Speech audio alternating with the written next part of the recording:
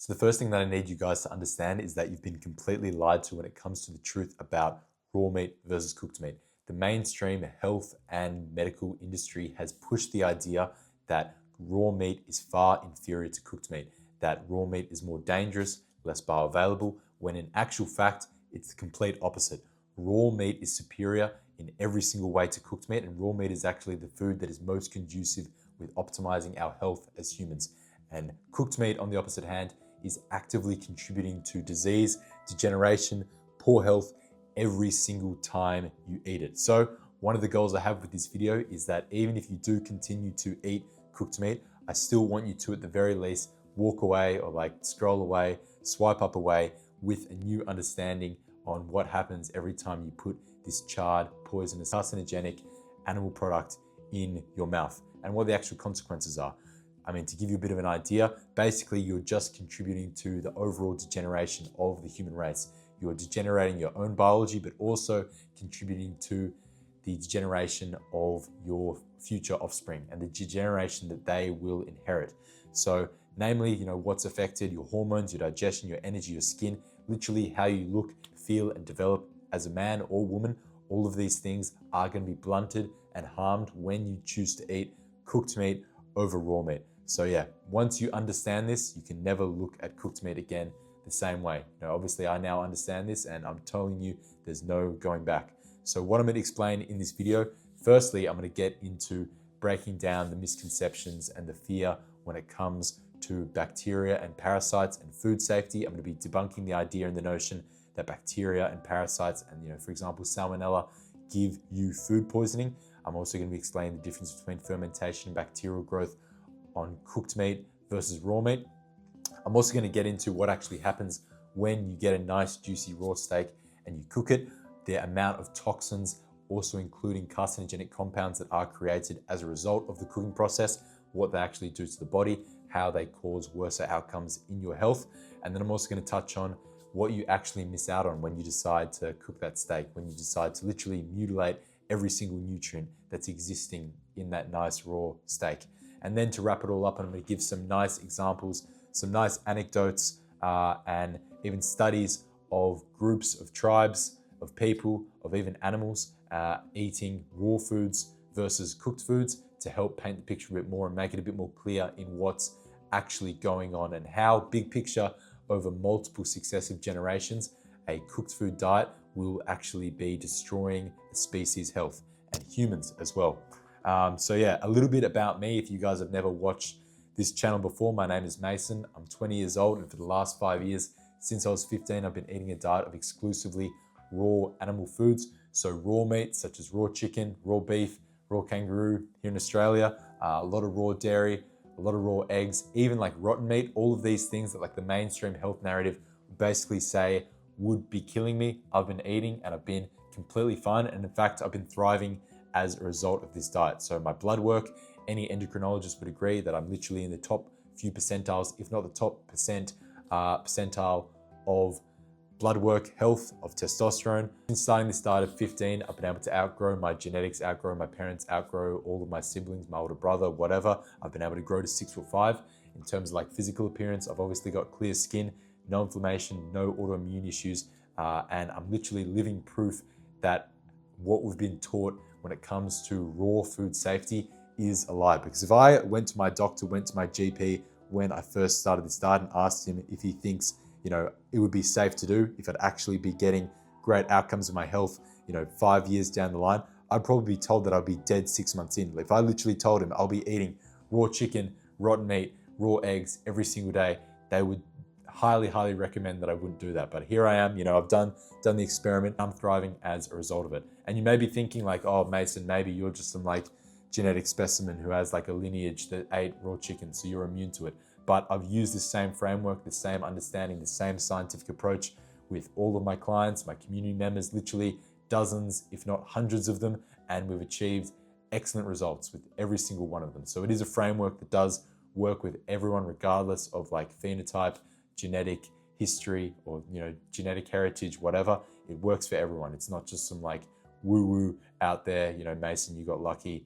eating raw chicken, really everyone else would die if they ate it. It's just not the case. But anyway, let's get right into it. So you've been told and you've grown up with the belief that bacteria such as E. coli, Salmonella, Campylobacter, Staph, all of these are pathogenic, meaning they'll cause harm, they'll break down, they'll eat our cells, and they'll damage us as human beings. What if I actually told you that you literally, as long as you're healthy, have every single one of these bacterial strains actively living and proliferating inside of your gut, in your microbiome?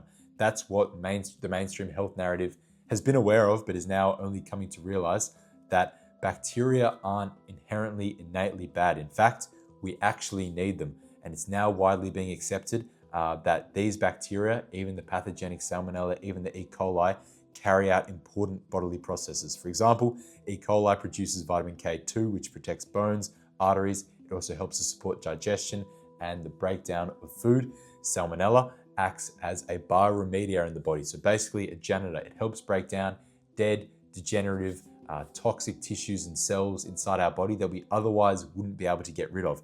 So when someone says and someone thinks that Salmonella eats human cells and damages our cells, it's only actually breaking down dead, degenerative, toxic cells. And we have studies that actually back up this claim.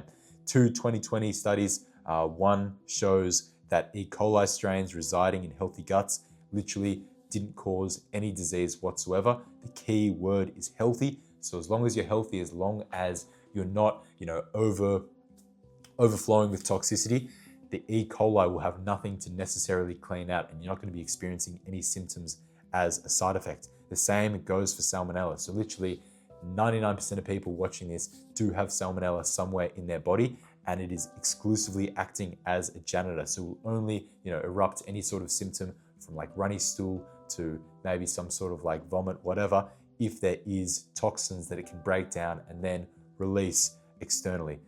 So Salmonella, it's known, thrives in rotting, inflamed, decaying tissue. Their job is literally to break down all of these toxins and act as a cleanup crew.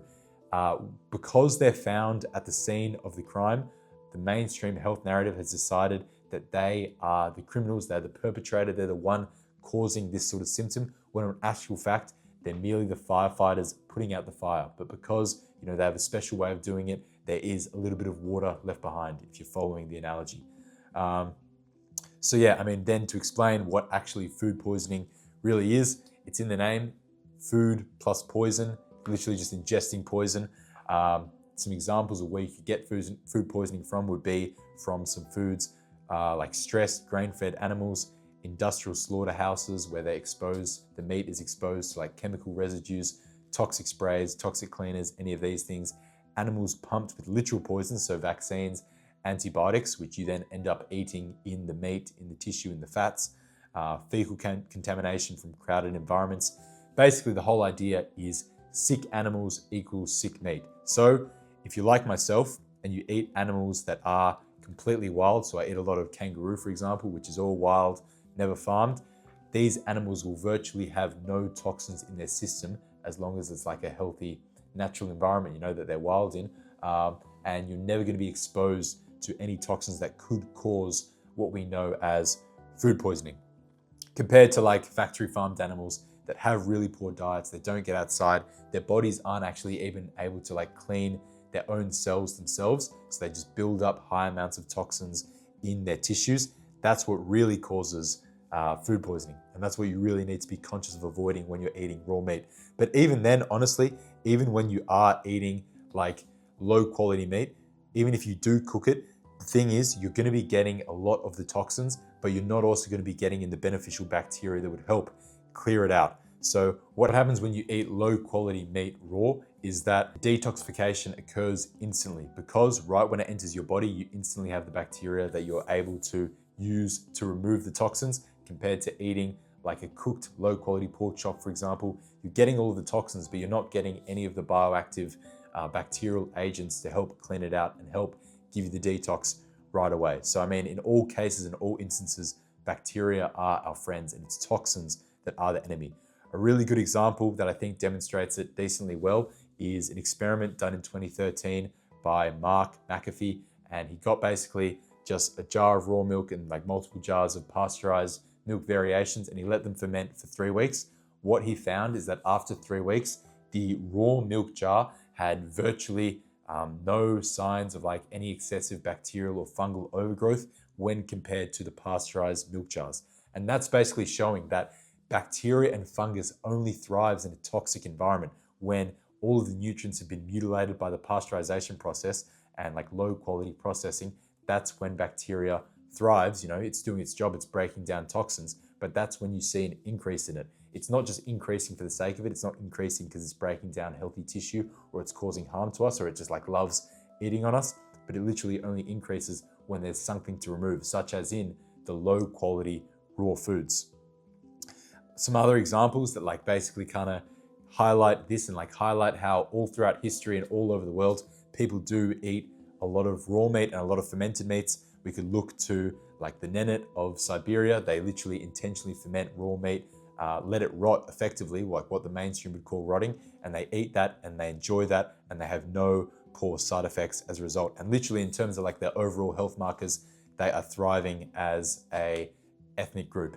We also see like general fermentation of raw meats, even in like modern Europe, like in Germany, in Italy, in France. We all have like deli meats, prosciutto, all of these things that are effectively raw meats, but they're fermented. And the bacteria that ferments them only actually breaks down the proteins and breaks down the fats. It doesn't ever cause any sort of food poisoning. So that's just like some more examples that the mainstream health narrative doesn't really account for. Also myself right now, this was me earlier this year in France. I was eating some raw fermented bull testicle, obviously completely fine, no symptoms, because I was getting it from a healthy animal, and I was just getting great amount of raw bacteria, but no toxins alongside it. So I wasn't going to be experiencing any signs of food poisoning.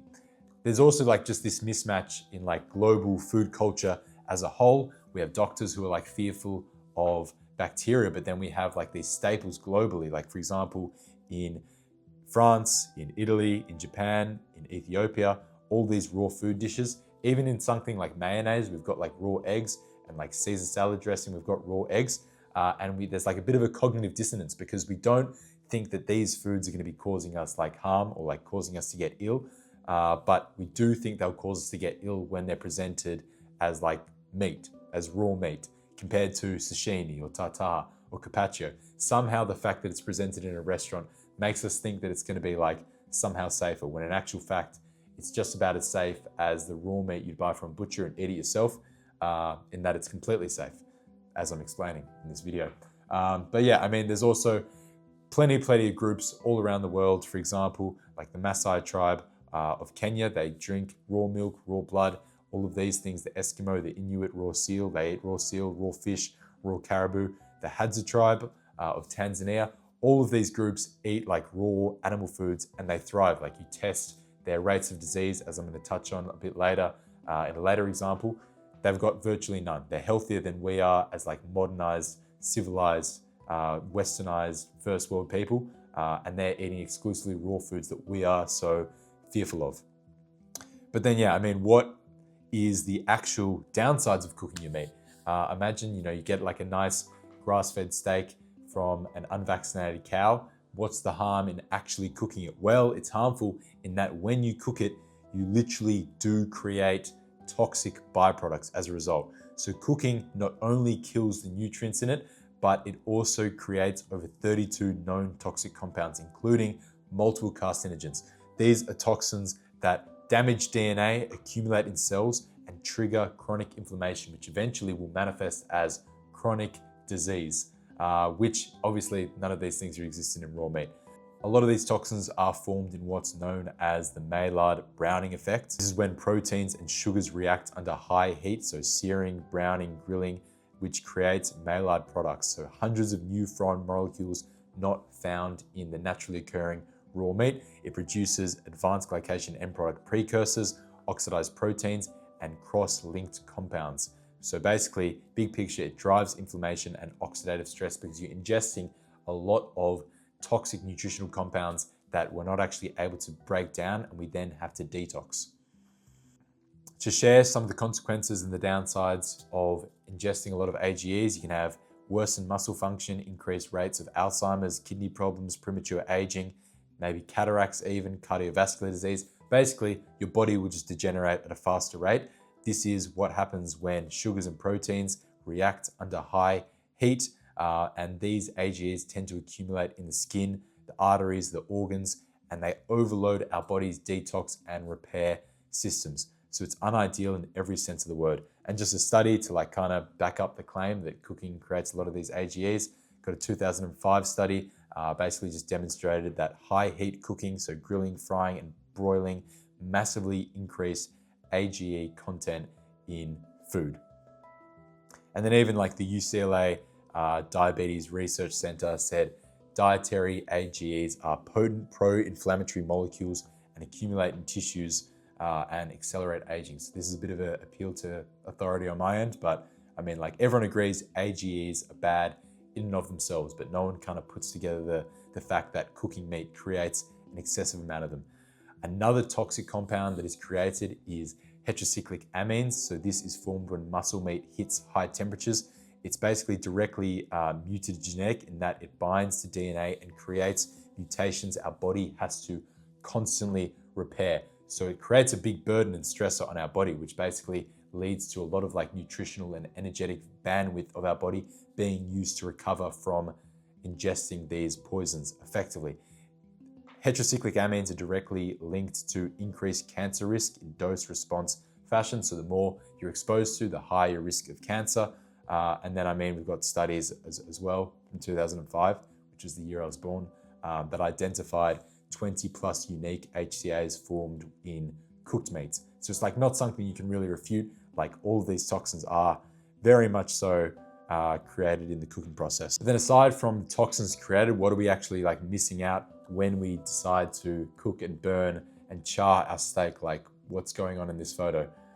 So if you didn't realize, raw meat contains a lot of enzymes like proteases, lipases, amylases, like live enzymes. They're not living, that's a typo, that begin the process of autolysis, so self-digestion. So when you eat raw meat, you literally experience effortless digestion in the sense that the raw meat already contains all of these enzymes. And when you cook the meat, you basically destroy all of the enzymes that would normally do the work of digestion for you. So no enzyme, no bacteria, the body has to work harder to digest. So more stomach acid, more bile, more pancreatic stress. And a really nice example that basically like shows this anecdotally at least is in the Arctic explorer Vilhelmir Stephenson, who lived with the Inuit tribe for years. He initially thought that like raw meat was crazy and he's like, why the fuck are they eating raw meat? That's gonna make me sick. But what he observed is that raw meat is digested in 1/3 of the time as cooked meat. He documented that the Inuit ate raw seal, narwhal, caribou, and fish, and they experienced minimal digestive comfort, rapid gastric emptying, and no constipation, which is very, very common. Maybe some of you guys experience constipation. Maybe some of you are constipated watching this video, but it doesn't happen whatsoever when you're eating raw meat. He also observed that raw meat requires far less stomach acid output than cooked meat because it digests of its own enzymes. And then a quote from the goat, Ogenus Vonderplanitz, states that cooking meat makes meat pre-digested for fire, not for humans, which basically, I think quite clearly paints the picture that fire and heating meat in the way that a fire would doesn't actually pre-digest the meat or dissolve the meat in the same way that we ideally would for our body. So it doesn't turn it into the same digestible structure that, the bacteria or the enzymes would naturally, which is what I'm going to touch on here. When you denature proteins, like people make an argument that, oh bro, the heat's just denaturing the proteins the same way it would in your stomach. This is completely wrong. When you denature it through heat, it essentially turns the proteins into hard to digest structures that clump up. So stomach acid and enzymes can't really get inside these structures easily. So raw meat has connective tissue intact, enzymatic proteins, amino acid chains, all of these things, whatever, and then cooked meat becomes clumped up and becomes very, very difficult for the body to digest. And obviously it's devoid of all like naturally occurring enzymes. So the meat can't even digest itself. We have studies that show this as well. This is a 2009 study that shows higher heating temperatures changed myosin structure and altered their sensitivity to digestive enzymes. The conclusion drawn was meat cooking leads to an important decrease of protein digestibility due to the elimination of enzymes. So cook meat, you get less. I've only just touched on like the bioavailability and the like enzymatic implications, but what actually happens is that we overall lose a lot of nutrition to begin with. So much of what we read on like the nutrition label on the back of the steak, or like, you know, online on Google on like your calorie tracking app, we're not actually getting it the moment we cook it. So it's well known cooking destroys heat sensitive vitamins such as B vitamins, vitamin C. It cauterizes minerals like sodium, potassium, magnesium, amino acids such as taurine and creatine. And the longer and hotter you cook it, the fewer intact nutrients remain.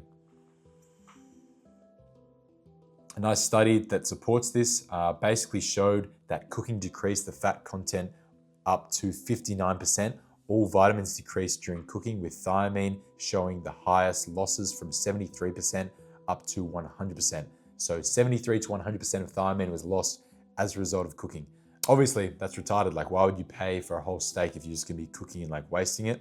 I wouldn't really recommend that. Another study that shows this basically was done on chicken and found that in chicken meats, the loss of vitamin B6 ranged between 55 to 89% after cooking. So you really do lose a lot. It's not just like a negligible amount. Cooking is destructive and doesn't leave a lot behind. So aside from enzymes, aside from bacteria, aside from macro and micronutrients, you lose a lot of water as well. So the natural water content in meat is approximately 70 to 75% water. Inside this water are contained naturally occurring juices, fats, electrolytes. This moisture helps keep the meat soft, pliable. It helps it like break down and melt in your mouth.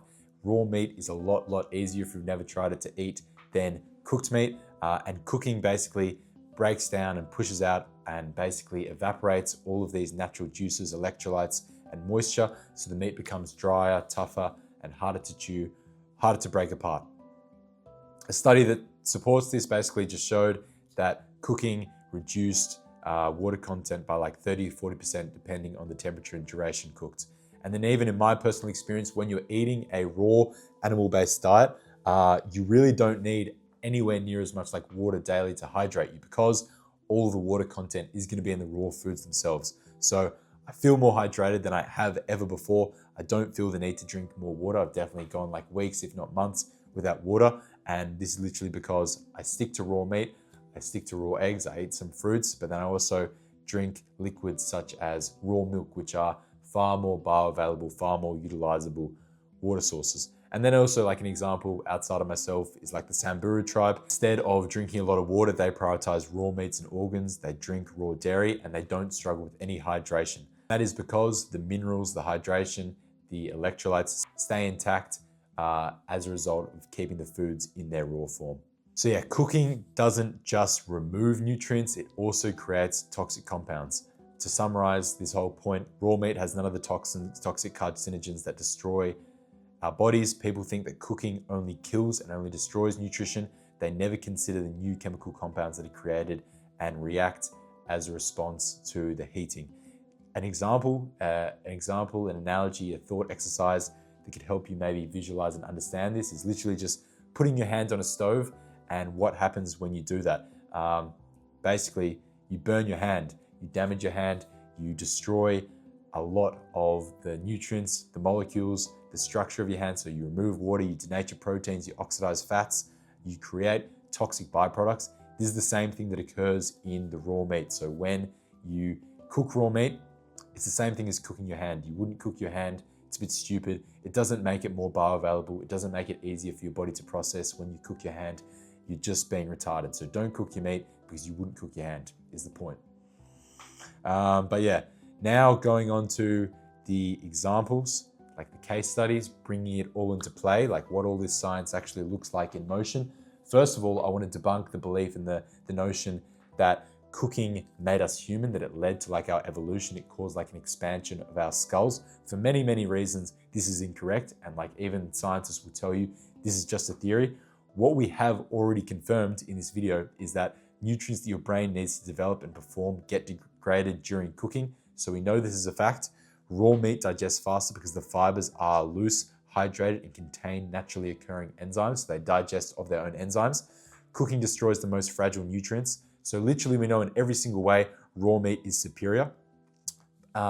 So how could have cooked meat possibly made us evolve? Especially when you ask yourself, when you actually consider the fact that we don't even need cooked meat to stay alive and to stay healthy. Like we can eat exclusively raw meat, and we can eat even a vegetarian diet, even like a westernized standard American diet, and we will still continue to live. When with every other animal, for example, the panda bear, when they have a food that prompts their evolution, for example, panda bears evolved from carnivorous ancestors into strict bamboo eaters. The bamboo then becomes a requirement for their health. Once they stop eating bamboo, they literally die. That's what real evolutionary dependence looks like, and that's what happens when a food causes you to evolve. Humans don't have that with cooked food, which means cooking didn't really create an evolutionary dependence. Or at least is like evidence as to why cooking didn't create an evolutionary dependence, and the fact that I already explained that cooked meat is retarded and raw meat is better in every single way. A really nice animal study that I think paints the picture well is Pottinger's cats. This was a study done in over 900 cats over 4 generations. It was a 10-year study. All groups of cats were very genetically similar, so it's like a controlled group of cats, and they lived in identical conditions. One group of cats ate a diet of raw milk, raw meat, all of these raw foods such as organs as well. And then there was a group that ate exclusively the cooked variety of what the initial group ate. And the results seen were pretty crazy. In the raw meat cats, they maintained their health. They had strong teeth, wide skulls, well-developed skeletons, healthy fur, all of these things. But then in the cooked generation of cats, in the cooked group of cats, by the second generation, they were already shorter, weaker bones, crooked teeth, and they had reproductive issues, and they had higher infection rates, which, I don't know, maybe you're starting to draw the dots and see the connection, but this is what we're experiencing nowadays as humans. Because of our poor health, because of our excess amount of cooking, we are degenerating as a species. And then even by the third generation of cats, they were completely infertile. They could only give birth to stillborn litter. As you know, today we're experiencing an exponential increase in infertility, and they had severe skeletal deformities, massive immune weaknesses, and birth defects. And yeah, by the fourth generation, they were non-existent. So this is the current trajectory that we are facing as humans. Literally, it's only been for like the last 200 years or even 100 years that there's ever been a human who's gone their whole life without eating raw meat. And this is now in this like modern age, we're only ever seeing a decline in health that we've only ever seen in the last 100 years. So absolutely, I'd say this is one of the biggest contributing factors. Important thing to note in this cat study is they had the same food sources, same living conditions, same genes. Only changing factor variable was the raw versus cooked. And yeah, I mean, only an animal study. Maybe cats are just meant to eat raw meat. We're meant to eat cooked meat because, you know, we evolved because of it. But we see the same thing in human studies. Super famous, super great study done in the 1930s by an American dentist, Dr. Weston A. Price. Basically, he traveled all around the world visiting native tribes to evaluate their health in relation to their diet. He found groups that ate raw foods like raw dairy, raw fish, raw meat, raw or lightly cooked organ meats, as well as fermented foods and veggies, and he evaluated their health. What he found is that these groups that ate raw foods had perfect dental arches, wide faces, zero crooked teeth, zero cavities, strong bones, robust immune systems, no signs of chronic disease whatsoever, and zero mental illness markers at all. So they were completely healthy. They were developed and living basically as their genes intended for them. And the really interesting thing is that when he compared these groups to the neighboring tribes who begin to adopt like more agricultural farming practices and were eating processed foods such as sterilized milk, they had adopted industrial cooking, processed meats, refined flour, seed oils, he found that these neighboring groups who literally had the exact same genes were degenerating. They had rates of chronic illness, they had worsened teeth, they had like crooked teeth, they had underdeveloped palates, they had all of these issues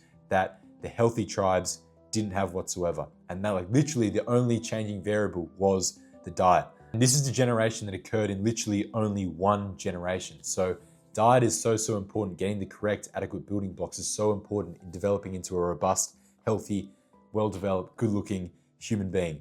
What happens when you stray away from that is you get ugliness, disease, degeneration, very, very quickly. Then for an even better control, we see the same thing in twin studies, identical twin studies. So these two twins on the left both ate diets or raised on diets of like cooked foods, processed flours, sterilized foods, and they had far worse dental health, degeneration issues compared to their twins who were raised on raw seafood, organ meats, raw dairy, a lot more whole foods, and a lot more of a natural diet. Basically, Price observed modern degeneration in real time. He found out that the trigger was not parasites, lack of cooking, raw foods, but the trigger was in fact denatured food, sterilized foods, and industrial processing. And this is not something that's just been observed by like one man in some studies. We see this exact same thing today, which I've been preaching the whole video, but we see this today.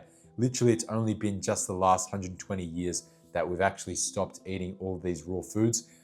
Not so long ago, it was normal to drink raw milk, eat raw liver, drink raw eggs. Even bodybuilders ate raw meat, drank raw milk, ate raw eggs, all of these things. Like, we knew intuitively what was healthy. And it's only since we've changed that, it's only since the narrative of health has been shifted, has become more centralized, that our health has seen a massive rapid decline. For example, we have lowest fertility ever measured, lowest testosterone on record, weaker jawlines, narrower faces, vitamin deficiencies in the most abundant society ever. And as we've sterilized, pasteurized, and overcooked our foods, everything has collapsed, which I think it's no real mystery as to what's causing it. But yeah, that's everything I wanted to cover. I hope I maybe convinced you to reconsider cooking your steak well done. At the very least, get it rare or even get it blue or get it raw. If you are considering getting started on the raw diet and you want to go about it, doing it safely, you want to get all the health benefits that I have covered, and you want to change your health and change your life for good, then I would recommend checking out my school community. That's going to be the first link in the description of this video. In there, I do have an exact course built out how anyone from anywhere around the world can begin to implement and gradually introduce all of these raw foods in a safe, comfortable way. And then in there, you also get access to me. You can ask me any questions you want. You can tell me about your health situation, and I can help you on your journey to achieve your goals. And then you also get to be a part of a community of like-minded, young and ambitious, healthy men and women. We hop on group calls, we network, we share our interests, our wins, whatever. So it's a great thing to be a part of. If you are interested, it's linked in the description of this video. But yeah, otherwise, thanks for watching, guys. Like, subscribe as well, and comment and do all that stuff, because it will help this video get shown to more people. So slowly but surely, I can convince the world to start eating raw meat and stop eating the cooked goy slop. Thanks for watching.